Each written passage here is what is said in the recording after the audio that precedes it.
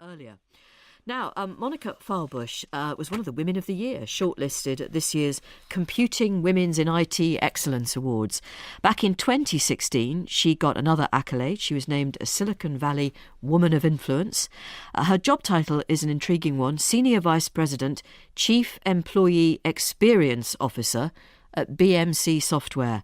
Now, in English, that means that she's in charge of HR at this company, which supplies systems to help big organisations, like the Bank of England, in fact, run their IT infrastructures. I'm a very competitive person. Tech, among many things, is very competitive. And, he or she who talks loudest or has the biggest idea or who is the bravest tends to move forward. And I really liked that environment. Nothing ever stays the same, not in the company, not in the technology. Technology, even today, is changing at a faster clip than it ever has. So it's this perpetual motion, fast-changing environment. And I also love that the people in tech are really, really bright. These are brilliant minds, particularly on the engineering side. I mean, these are people who are truly waking up every day and thinking about solving some of the world's greatest problems. But you're the HR end, which, forgive me, is the traditional female place for you to occupy. Yes. Do the brilliant people you describe, do they always treat people in the way that they should? No, of course not. And so what I would say about my role now is I have branched into untraditional female roles, including information technology and real estate and facilities as just specific examples. And that's very much by design for me in my career path. What I would say about HR and just the culture that we're trying to address in these tech companies is, look, if you had great managers or great people, you don't need HR at all. The problem is, most managers are not good managers, and most organizations, as they reach a certain size, fail on some level in terms of the human element. And so, right or wrong, you've placed HR in this proxy position to help manage this dynamic between the employee and the company. I mean, I don't want to be crude about this, but it almost seems as though that you are exceptional at humanizing the male geniuses who actually make the business work. It's women clearing up men's mess, isn't it? No, I don't think so. I think what it is now is probably the most exciting time I've ever seen in tech, because so much is coming into the workplace. So just envision, you've read the press recently about what's happening at Google and Facebook. And I reflect, when I started 30 years ago, it was unheard of to have any kind of political discourse or even social discourse in the workplace. And today we've gone 180 degrees. And so what I find in terms of my role is it is more complex now than ever before.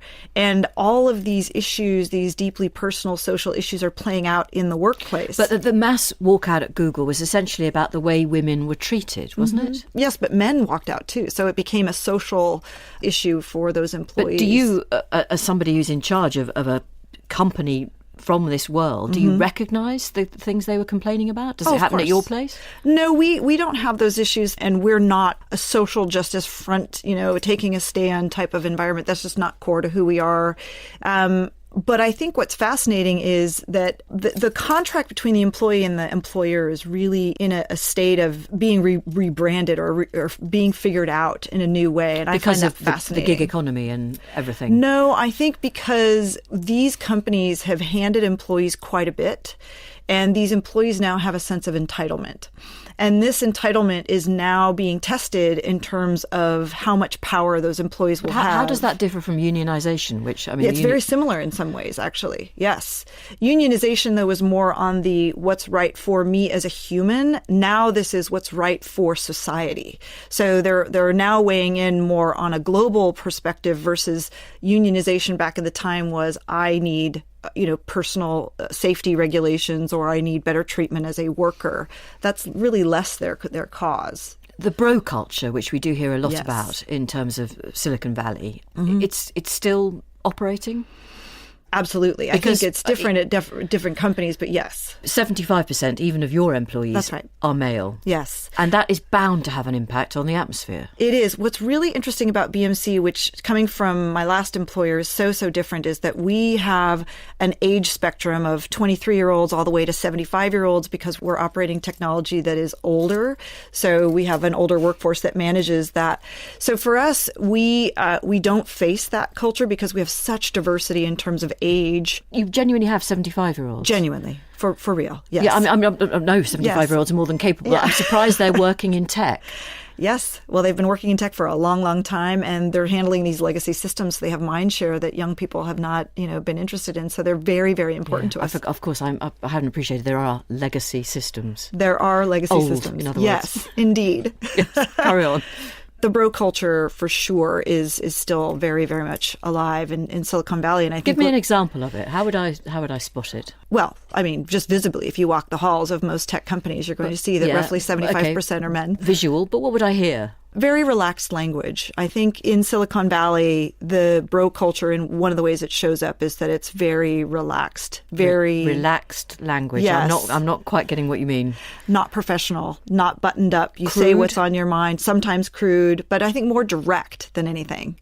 My personal experience is it's more the directness, not the crudeness, that is indicative of that kind of fast moving, say what you mean, not really filtering your language all the time. Okay, I mean, women are perfectly capable of saying what they mean. 100%. Not filtering their I'm language. an example of that. Yes, I'm picking that up. And what about the future? Do you perceive of a time when tech could ever be 50-50? This is a tough problem to solve. I want to say yes because I'm an optimist, but it's not any time in the near future, because if you just do the math and you look down at women and young girls getting education in STEM, it's not yet at the rate and pace that we need it to be. And then what we also see, and statistics will show, is that even when they do, they make life choices that don't then support their ability to either stay or thrive in the tech environment. Right. And one of the reasons that you've been nominated for this award Yes. is that you have done as much as you can to enable women to carry on in the profession. Yes. By Absolutely. doing what? So one of the things is to try to think very differently about how we think about work in every way. We need to stop pretending that if we just build this better mousetrap, people will come and relocate to where our large offices are. And so we have come up with a point of view that says, well, what's to stop us from going to where the talent is, whether it's women or people of color or whatever the case may be. And so we've seen some really early success around this idea of what we call work wherever, whenever.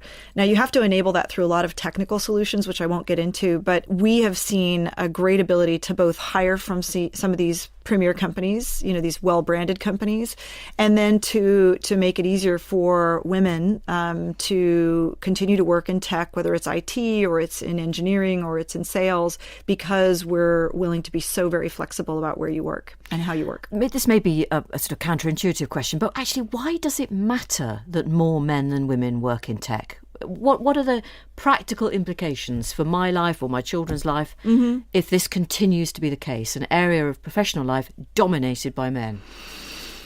I think it matters. I'll give you two examples. The first one, and some of the CEOs in the tech space are now thankfully taking this on as an issue, and that's equal pay. We should not be talking about equal pay in high tech. As progressive as tech is in every other way, we should absolutely not be having any debate. But is there still a problem with equal pay in tech? Oh, absolutely. I think some of those companies are revealing their own issues and are going about fixing them, thank goodness, and they should.